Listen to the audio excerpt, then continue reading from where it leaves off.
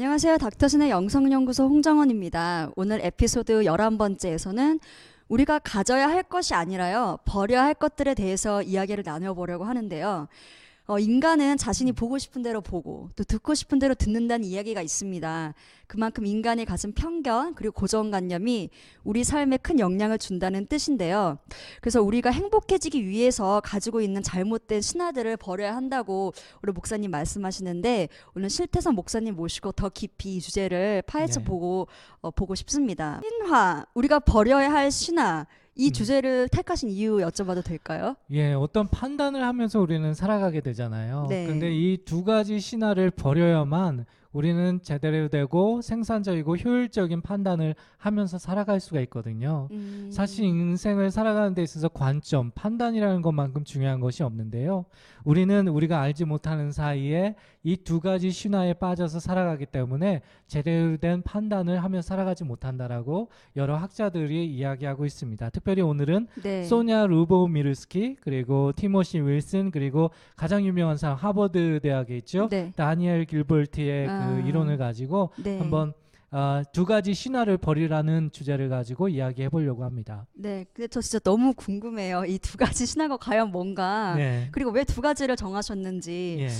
그 두 가지 신화에 대해서 소개해 주실 수 있으세요? 예, 두 가지 신화에 대해서 정의할 때 첫 번째 우리가 생각해야 될 거는, 다시 한번 반복드리지만 우리가 알지 못하는 사이, 우리의 정신이라는 것, 마인드라는 것이 이 두 가지 신화에 이미 길들여져 있다고 해요. 그래서 이 학자들에 따르면은요, 이 두 가지 신화를 우리가 의도적으로 떨쳐버리지 않으면 우리는 제대로 된 생산적인 생각을 하면서 살아갈 수 없다고 합니다. 그래서 이 두 가지 신화에 대해서 이야기해 보려고 하고요. 이 두 가지 신화를 간단하게 소개하면은요, 첫 번째 신화는요, 바로 직감. 직감. 그 이니셜 인투이션이라고 하는데, 그러니까 이거 우리가 촉이라고 그러잖아요, 한국말로는. 근데 이 촉 중에서도 첫 번째 촉, 이것을 직감이라고 해요. 그래서 이 직감의 신화에 우리의 마인드가 항상 젖어 있다고 합니다. 그리고 두 번째 신화는요, 바로 만약에 뭐뭐 한다면, 뭐뭐 했다면에 대한 신화가 우리 생각에 아주 깊숙이 길들여져 있다고 합니다. 근데 문제는 뭐냐면은, 다시 한번 강조드리지만 이 두 가지 신화 때문에 우리가 오히려 더 좋은 판단을 하거나 생산적이고 효율적인 생각을 하지 못한다라는 거예요. 직감이라는 것은 바로 그렇습니다. 우리가 촉이라고 하는 것이 있잖아요. 그래서 우리가 어떤 사람을 만났을 때, 또 어떤 사건이 생겼을 때 우리가 이렇게 문득 떠오르는 어떤 촉이 있잖아요. 처음에 오는 이미지, 처음에 오는 어떤 느낌, 처음에 오는 어떤 생각, 그것을 직감이라고 표현할 수 있거든요. 그런데 인지심리학자들이나 뇌과학자들의 연구에 따르면은요, 이 직감은요 99%가 우리가 흔히 드라마 같은 데 보면 촉이 왔어 뭐 이렇게 얘기하는데 99%는 맞지도 않을 뿐더러 이것이 우리의 생활을 방해한다고 합니다. 아, 그래요? 안 맞는다고요? 예, 1%는 맞을 수 있는데 중요한 거는 뭐냐면은 그 1%에 우리의 인생을 맡길 수는 없다라는 거죠. 그렇죠. 예, 두 번째 신화는요, 만약에 내가 뭐뭐를 했다면, 뭐뭇을 한다면에 대한 신화를 우리는 은연중에 우리의 마인드는 가지고 있다고 해요. 그래서 이 하루의 많은 부분을 이러한 신화 속에 내가 만약에 뭐뭐를 했다면, 혹은 뭐뭐 한다면에 대한 생각을 가지고 하루를 굉장히 많은 시간을 보낸다고 합니다. 그런데 중요한 것은 뭐냐? 이것이 실제도 아닐 뿐만 아니라 이것이 우리를 비생산적으로 만든다고 해요. 예를 들면 만약에 내가 이상적인 배우자를 만났다면 나는 이런 문제가 없었을 거야, 뭐 이런 생각을 한다든지, 아니면 내가 좋은 직장을 가진다면 나는 행복할 거야, 뭐 이런 생각을 한다고 해요. 그런데 대부분은 다 틀린 얘기고요. 그리고 실제로 행복과 그렇게 관련이 없다고 합니다. 예.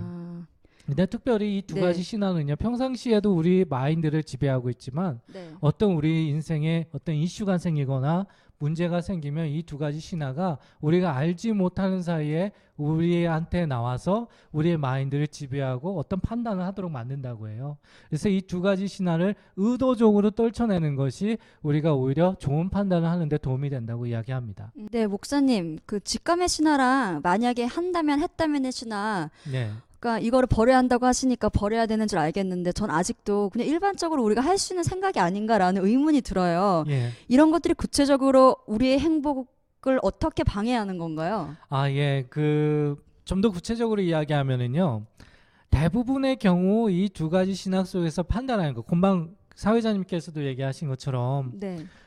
생각은 할 수 있어요. 이런 신화 속에서 우리는 거기에 익숙해요. 그런데 네. 거기에 익숙해지지 말라는 것이 대부분 심리학자들이나 뇌과학자들이나 심지어 신학자들의 견해인 거예요. 예를 들면 헨리 나우엔 같은 경우에서도 네. 이 특별히 이 두 가지 신화에 대해서 이야기한 점들이 나오거든요.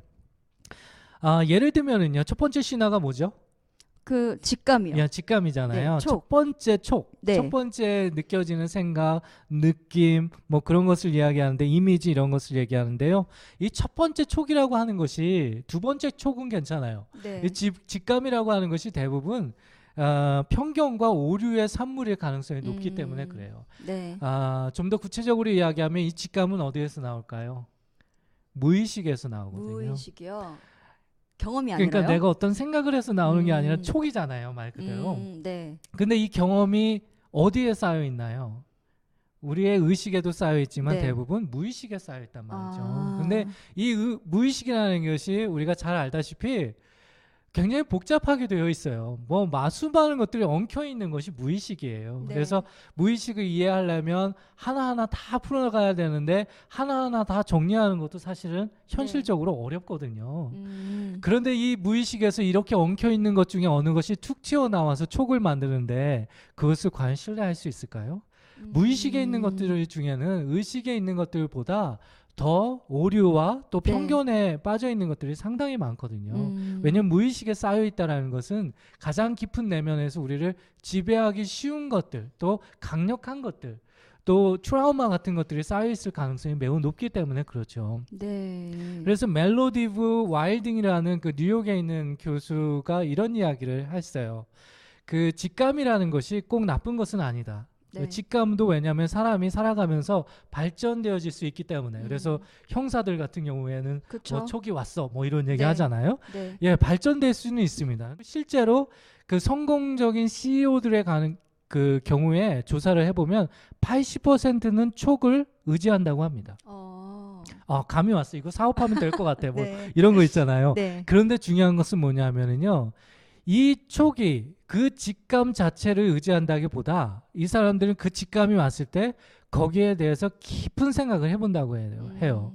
거기에 대해서 이 촉이 어디서부터 왔을까라는 생각을 네. 해보고 네. 이 촉이 어떤 대상이 있다면 거기에 자기 자신을 100% 한번 그러니까 인볼브 한다 그럴까요? 나 네. 자신을 거기에 한번 집어넣어 보기도 네. 하고요. 그리고 더 나아가서는 이 직감을 만약에 내가 신뢰했을 때 직감을 따랐을 때 앞으로 롱텀으로 장기적으로 어떤 가능성이 있는지를 생각해 본 후에 두 번째 직감까지 발전한 후에 판단을 내린다고 해요. 그래서 제가 네. 아까도 계속해서 강조드렸던 게 첫 번째 직감. 네. 첫 번째로 오는 촉은 대부분 그 무의식에서 오는 것이고 그리고 금방 전에 얘기했던 멜로디브 교수도 이야기하는 것처럼 이 직감이라는 것이 발전될 수도 있으나 그 직감은 결국은 딥 메모리, 깊은 기억에서 나오는 것이기 때문에 어제 했던 일도 잘 기억이 안 나거든요. 근데 깊은 메모리, 그 깊은 기억을 다시 되새긴다라는 것, 거기에서 네. 나온 것을 100% 의지하거나 신뢰할 때는 오히려 우리가 온전한 판단, 생산적이고 효율적인 판단을 내릴 수 없다라는 것이죠. 그리고 네. 두 번째 신화가 무엇이었죠? 만약에. 만약에. 네. 그리고 만약에 뭐뭐 한다면 뭐뭐 했다면의 신화인데요. 이런 생각도 사실 우리가 더 생산적이거나 온전한 판단을 내리는 데 있어서 방해물이 될 가능성이 높습니다. 왜냐하면 이 만약에 뭐뭐 한다면 뭐뭐 했다면이라는 조건은요. 실제 하지 않는 것일 가능성이 매우 높고요. 실제 한다 네. 하더라도 행복에 그렇게 큰 영향을 주지 못하기 때문에 그렇습니다. 예를 들면은요. 우리가 그 에피소드 4인가요? 거기에서 네. 행복의 4가지 컨디션 상태에 대해서 이야기했던 네. 적이 있어요. 거기에서 1차적인 컨디션에 대해서 이야기하면서 헤도닉 트레드밀에 관한 이야기를 한 적이 있어요. 네. 사람의 성향을 말하는데요. 네. 어떤 사람이 어떤 것을 가졌을 때 그 경험되어지는 만족이 계속해서 유지되지 못하는 상태에 이른다라는 거예요. 그래서 네. 우리가 어떤 가방을 사면 그 가방 때문에 행복해지는 그 행복의 만족도가 짧으면 3시간, 네. 길면 3개월밖에 가지 못한다는 거예요. 음. 우리가 그래서 새로운 또 가방을 찾기도 하고 그쵸. 또 그 가방을 통해서 어떤 생산적이거나 새로운 경험을 하지 않는 이상은 그 가방 자체가 주는 그 행복도는 3시간에서 3개월밖에 주지 못한다라는 거예요. 네. 우리가 만약에 뭐뭐 한다면 뭐뭐 했다면 이라고 할 때 설사 그것이 이루어진다 하더라도 그것이 주는 행복도나 만족도는 3시간 내지 3개월밖에 못 주는 거예요. 예, 한 예를 들면은요. 신데렐라가 과연 행복했을까요? 행복하지 않았을까요? 네, 그럴 수도 있죠. 그러나 대부분의 그 최근에 나오는 견해들은요. 네. 정신분석에 특별히 관련된 책들이 신데렐라를 분석을 많이 하거든요. 아, 그래요? 예. 그러면 대부분은 불행했을 거다 이렇게 추정을 많이 해요. 왜요? 근데 평상시에 네. 한번 생각해 보세요. 이 신데렐라가 네. 무슨 생각을 하면 살았을까요? 두 번째 신화를 가지면 살았겠죠. 내가 만약에 뭐뭐 했다면, 내 부모님이 돌아가시지 않으셨다면, 내가 여기 이사 오지 않았다면, 혹은 내가 정말 나를 사랑해주는 부유한 왕자를 만난다면, 힘이 강력한 사람을 만난다면, 뭐 이런 생각을 하면서 살았을 거 아니에요. 네, 근데 네, 신데렐라 마음대로 그런 소원이 이루어졌잖아요. 네, 이루어졌죠. 그런데 신데렐라가 과연 그 이후에 행복하게 살았을까? 그거는 장담할 수 없다는 얘기예요. 그렇네요. 예. 결국은 중요한 것은 뭐냐면 네. 내면과 행동의 변화 없이는 우리가 네. 살면서 어떤 조건이 바뀐다 하더라도 내가 뭐뭐 했다면 뭐뭐 한다면이라는 것이 이루어졌다 하더라도 내 내면과 행동의 변화가 없이는 똑같은 이슈와 문제가 다시 재현될 가능성이 매우 높아요. 우리 그 흔히 속담에서 뭐 집안에서 뭐 깨진 밥그릇이 뭐 밖에 나가서 안 깨지겠냐, 뭐 새는 바구니가 뭐 밖에서도 샌다. 예, 뭐 이런 얘기 있잖아요. 네. 그 이야기가 정말로 정답이거든요. 네. 물론 조건에 따라서 그것을 극복해 나갈 수 있는 힘이 생기고 자원이 생기는 것은 분명해요.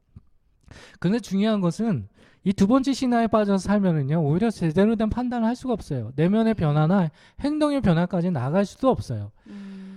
제가 아는 한 그 자매분이 계신데요. 네. 전에 그 한 교회에서 이분이 굉장히 사회에서 성공적인 분이세요. 여성 커리어도 굉장히 높고 네.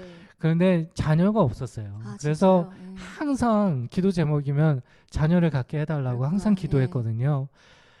그래서 주변에서도 똑같이 기도하니까 자녀를 네. 위해서 기도 많이 했어요. 근데 네. 하나님이 복을 주셔서 더블로 복을 주셔서 네. 쌍둥이를 낳았어요. 정말 네. 몇 년 동안 아기를 갖지 못하다가 그런데 몇 년 후에 다시 만나보니까 이 아이 때문에 이 네. 아이들 키우는 것 때문에 너무 자기 인생이 불행해졌다고 우울증에 빠질 것 같다고 자기 인생이 없다고 막 이렇게 얘기하는 걸 본 적이 있거든요. 네, 동감이 가죠. 예, 어떤 또 청년은 네. 자기가 어떤 이상적인 직장이 있는데 그 직장만 들어가면 정말 좋겠다 그래갖고 열심히 몇 년 동안 준비해갖고 그 직장에 들어갔거든요.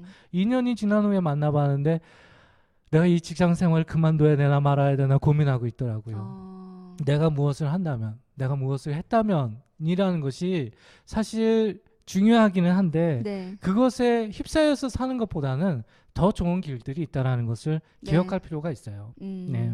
네. 네, 그럼 목사님, 그럼 기독교인들에게도 이 직감과 네. 만약에 했다면의 신화는 안 좋은 거잖아요. 네. 그러면 하나님께서도 이제 좋아하지 않는 생각들이라는 건 확실한 거네요. 왜 그러냐 하면은요. 네. 사실 이게 성경적인 방식으로 우리가 마인드나 우리의 생각을 진행시키는 데 있어서 방해물이 되기 때문에 그렇습니다. 예를 들면은요. 이 네. 죄와 어둠의 세력에 대해서 우리가 사실은 굉장히 간과할 때가 굉장히 많아요. 그쵸? 죄와 어둠의 세력은요. 우리가 어떤 판단을 할 때 그것을 방해하는 역할을 합니다. 네. 맞겠죠? 네. 그 대표적인 예가 알버트 모흘러라는 역사 신학자가 있는데요. 이분은 서던 베프티스트 그 신학교의 그 총장으로 계신 분이에요. 이분이 바울 신학을 기초로 해서 우리가 하나님의 이미지대로 살 때, 네. 하나님의 뜻대로 살 때 인간의 그 생각의 방향에 대해서 이야기를 한 적이 있어요. 그 내용을 살펴보면요, 하나님이 사람을 창조하시고 그 사람이 하나님의 이미지대로 어떤 생각의 과정을 해나간다면 그 과정은 3가지 방식으로 이루어진다고 해요. 첫 번째는 의지. will. 의지요. 예, 그래서 우리가 우리의 삶이 우리의 마음이 어떤 형태로 어떤 방향으로 나아가야 할지 네. 디렉션이 생기고요. 네, 네. 두 번째는 그 디렉션에 따라서 지성, 우리가 이성을 가지고 이 방향을 어떻게 하면 잘 살아갈 수 있을까? 네. 어떤 방법들이 있을까? 어떤 아이디어들이 있을까라는 것을 찾아간다고 해요. 네. 그 다음에는 감정과 직관을 가지고 그것을 해 나간다고 합니다. 감정과 직관은요, 하나의 어떻게 보면 그 엔진과도 같은 역할을 하는 거예요. 그러니까 네. 우리를 확 밀고 나가서 그 방향을 나갈 수 있도록 하는 거예요. 예를 들면 우리가 성령의 경험을 하잖아요. 네. 기도의 삶을 살아가면 하나님께서 우리에게 주시는 마음이 있어요. 그 원래는 없었는데 기도하면서 성령의 체험을 하면서 하나님께서 어떤 의지를 주세요. 우리 마음속에. 네. 나는 이렇게 살아가야겠다. 이런 방향으로 되겠다라는 어떤 그런 생각들을 주세요. 그런 마음을 주세요. 이것을 의지라고 하는 거예요. 네. 그 다음에 우리는 우리의 이성을 통해서 하나님이 나를 이런 방식으로 이런 방향으로 나아가게 했으니까 나는 어떻게 하면 잘 그것을 이뤄갈 수 있을까 생각해 보게 되는 거예요. 거기에서 해결책도 만들고 거기에서 아이디어도 만들고 거기에서 계획도 세우게 되는 것이죠. 그 다음에 계획과 아이디어가 생기면 네. 우리는 우리의 모든 것을 다 불태워서 네. 그 방향을 살아보는 거예요. 이것이 하나님이 인간을 만드시고 하나님의 이미지대로 생각하는 방향이라는 거예요. 네. 어떤 가수가 처음에 어떤 의지, 난 가수가 되어야 되겠구나. 이것이 내 데스티네이션이구나. 난 네. 정말 되고 싶다라는 열정이 생기잖아요. 이런 방향을 잡고 그리고 그 다음에 어떻게 하면 가수가 될 수 있을까? 그리고 이런 거 연습해야 되겠다. 그리고 어떤 학교에 가야 되겠다. 어떤 레슨을 받잖아요. 네. 그런데 막상 노래를 부를 때는 어때요? 뭘 생각하면서 하나요? 아니요. 모든 직관과 감정을 다 사용해서 다 불태우는 거예요. 네. 그럴 때에만 훌륭한 노래를 부를 수 있거든요. 네. 이게 하나님이 사람을 만드신 방법이거든요. 그리고 생각의 과정인데 네. 중요한 것은 이 죄와 어둠의 세력은 이것을 완전히 거꾸로 만들어요. 방향을 완전히 반대로 만들어요. 그래서 처음에 감정적으로 모든 것을 판단하게 만들어요. 감정과 직관이 먼저 앞서게 만들고요. 그 다음에 내가 나온 감정을 가지고 생각하게 만들어요. 감정과 직관을 토대로 해서 생각하게 만들고 네. 그 다음에 비로소 그 어떤 방향을 결정해요. 예를 들면 그 사울 왕이 있죠. 사울 네. 왕과 다윗의 차이가 있다면 바로 여기에 있어요. 사울 왕이 죽기 전에 어떤 큰 전쟁을 치르게 되잖아요. 네. 이때 사울 왕은 하나님께서 자기의 마음의 방향을 정하시도록 하지 않아요. 우선 어떤 이슈와 위기가 있으니까 네. 감정과 직관이 앞서요. 그래서 누구를 찾아가나요? 무당을 찾아가요. 무당. 사무엘을 찾아가야 되는데 네.